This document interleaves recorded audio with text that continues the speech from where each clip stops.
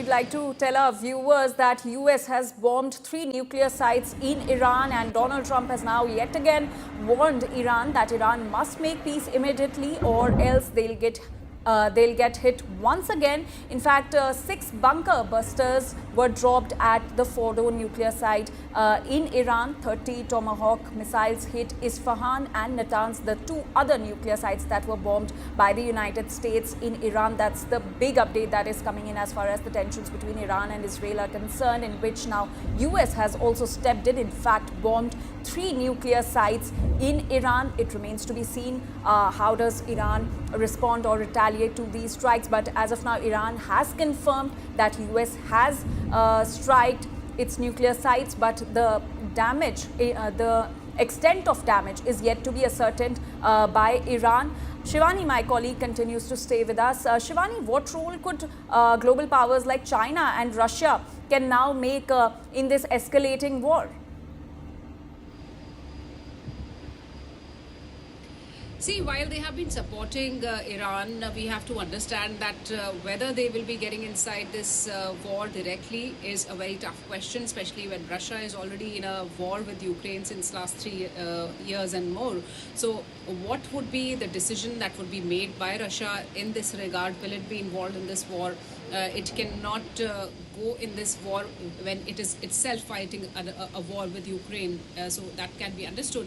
If we talk about China, China will also weigh its options. It will see whether it is required of it, what kind of equation it can take on the United States with, because it will not be an easy game for China too. So we'll have to see whether the involvement of the allies will be direct or indirect for Iran, what kind of support it can gather from its allies, what kind of preparations it has already done. Has it been procuring weapon systems from its allies for this particular war that has entered the 10th day? So all these questions are very important. They will be weighed. All the options will be weighed by Iran, and I'm sure, Anjali, that by now it has already started. It had already talked to, or it had already discussed all the options. Or if something goes like this, what will be done by its side?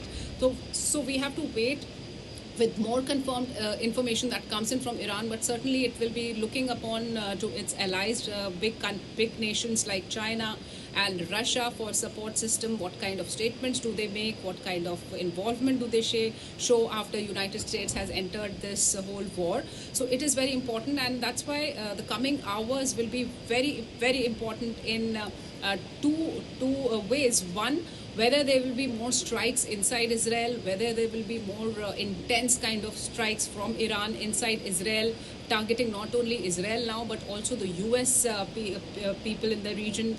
That's what United States is also warning Iran not to do. So this will be one. Another one will be that who is joining Iran in this war if Iran takes this ahead, or there will be some negotiations, the back channel talks also. Sometimes, nations do not want to show that they are coming to the table, that they might take it as they are getting weak. They have been inflicted with damages. So there can be some back channel talks also.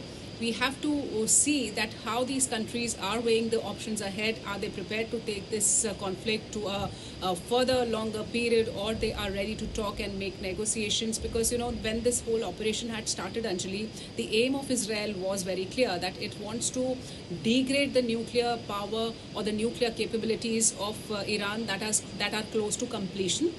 Number one. Number two was to degrade the capabilities of intercontinental ballistic missile power. Iran, that these missiles could have been handed over to Houthis, to other proxies that can use them, that could have used them against Israel irresponsibly and in a very brutal manner. We know these proxy armies.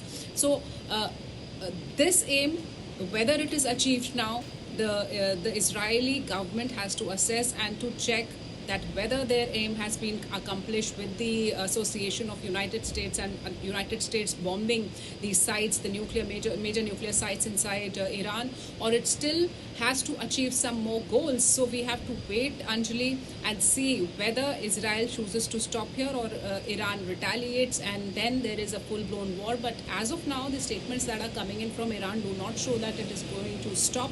It can retaliate in a very strong manner, for which Israel and United States are already preparing.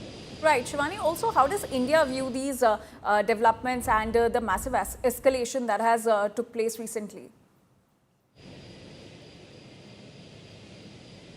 See, India is a very close associate and partner, diplomatic partner for Israel. India has very good terms with the United States, but India has also been a close ally. I'm sorry, but it is also in good terms with Iran. So India has been balanced and neutral in this whole conflict, and India has called for peace through dialogue with multiple statements that have been coming in. And always in any conflict, we have seen that, be it Russia, Ukraine, or the other world conflicts, India has always come out with statements for peace through dialogue. And in this particular conflict also, India has called for peace. It has called for peace, but it did not participate in the discussions of the SCO, because those discussions, they had condemned this attack by Israel. So that maintenance, that balance of equation has been maintained by India.